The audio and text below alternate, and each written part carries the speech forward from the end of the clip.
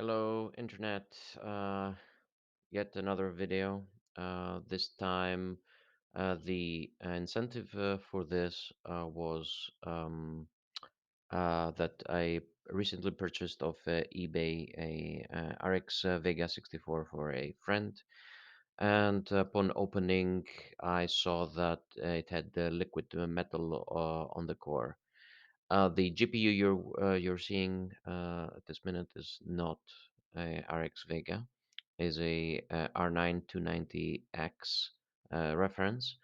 As you can see, the GPU die is cracked, and this is due to over tightening of the screws from the water block. So I have the equivalent water block for this. In any case, going back. So opening the RX Vega card, I saw that there was liquid metal and there was a tiny bit too much of it, and it started spreading on the SMDs, the surface mounting devices here, as you can see. Uh, so liquid metal has excellent thermal transfer characteristics. It's a lot better than thermal paste, but there's a big but it contains gallium. Gallium can corrode aluminium. And now you're going to say, what does aluminum has to do with the GPU core? So all these SMDs here, as you can see, contain the solder in these contain aluminum. So each time gallium comes in contact with aluminum, it corrodes it, and it weakens its structures, and eventually it dissolves them. So whoever puts liquid metal in the GPU core here needs to be making sure that the gallium, the liquid metal, does not get outside of the GPU core into the SMDs here or on the rest of the board, anywhere on the rest of the board, because then all whatever solder you're gonna get in contact with will corrode will corrode the aluminum, and through that the solder there. So um, as a simple guide, I don't think there's a lot of knowledge out there regarding liquid metal. Yes, it's excellent to use for thermal characteristics and everything, but it can destroy your GPU and other electronics that are around it. So um, I have a bit of liquid metal here with me. I'm just going to show you a quick guide of how to do it, how to dispense the liquid metal onto your GPU, and what else you need to do. So you need to make sure your GPU is safe and the rest of your electronics are safe. I've seen videos of people using on entire motherboards, on entire laptops, and obviously through motion, liquid metal gets spilled, and the whole board and the whole laptop is just gone. You cannot clean liquid metal like water or anything else. So um, the first thing that you have to do is clean your GPU core. So as you can see, it's pretty clean. As I said, repeating again, disregarded the fact that the GPU die is broken, and assume this is a full working GPU. So um, make sure your GPU is clean, and obviously the surroundings. This is a broken one, so I'm just going to leave the surroundings with its old thermal paste. Then you need to purchase some nail polish. It doesn't matter which nail polish it is, what branding, as long as it has some sort of dye in it. So this is nail polish with a red dye on it, and you simply want to cover all the SMDs around your GPU core.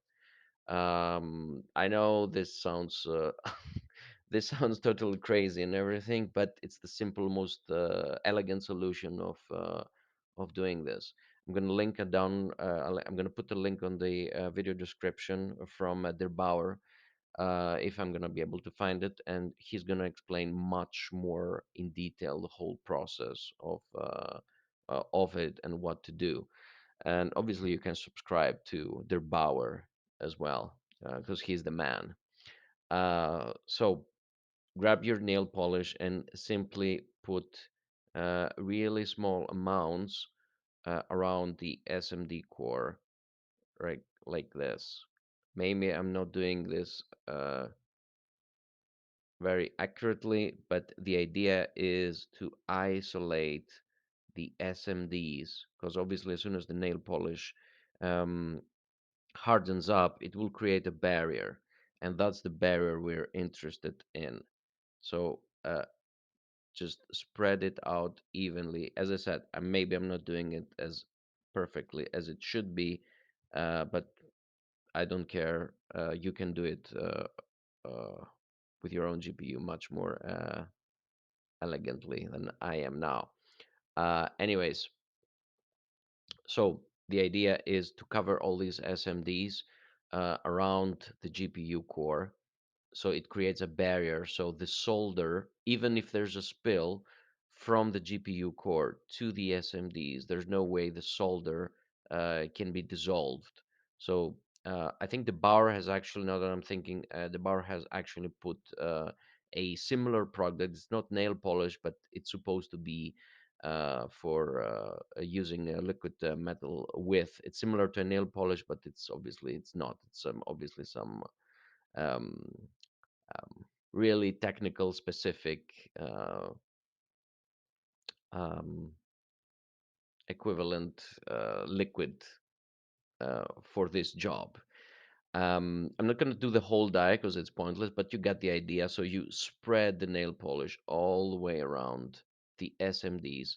After 10, 20, 30 minutes, the nail polish will harden, creating this barrier that we want.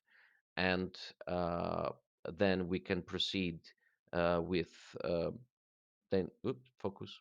Then we can proceed with the application of the liquid metal. So for this instance, I don't know if the camera can pick it up.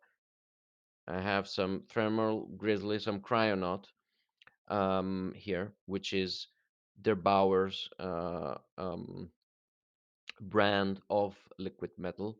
And you just put a single bit of drop on it, literally. A single, maybe even a single drop is a bit too much. Why isn't it working? Hold on. So,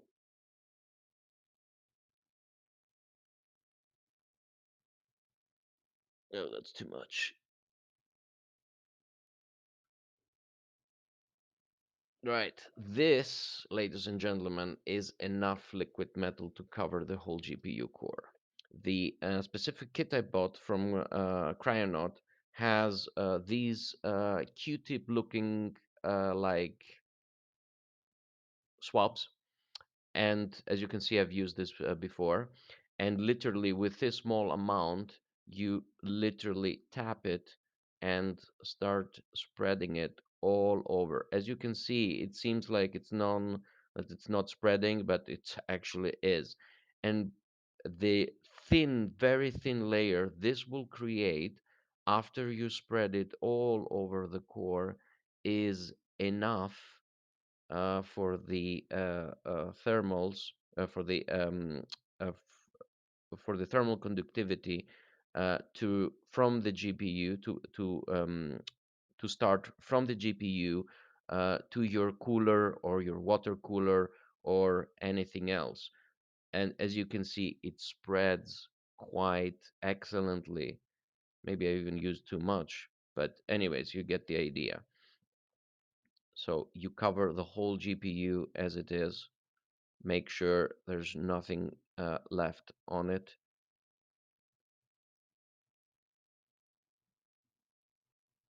And that's it. The actual Q-tip will absorb some of it. So as I told you, maybe I put even a bit too much on. And make sure everything little spot is covered on it. And Yeah, I did put a bit too much. In any case, this has, I think, triple the thermal conductivity of thermal paste. If I'm not mistaken, I could be mistaken. I'll look it up. But this GPU is fully covered with the thermal with the metal liquid and is ready for the cooler, whatever cooler you need to be mounted on. After you're finished this, so this die is ready.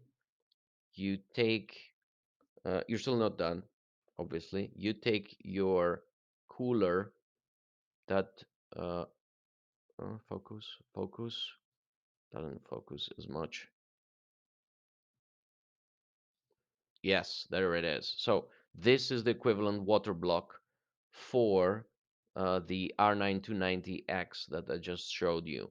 And with still the same Q-tip that you used for it, you continue spreading the liquid, whoops, the liquid metal on the spot that the GPU die is going to sit on. As you can see, this this Q-tip is still has enough of it for me to cover the whole surface.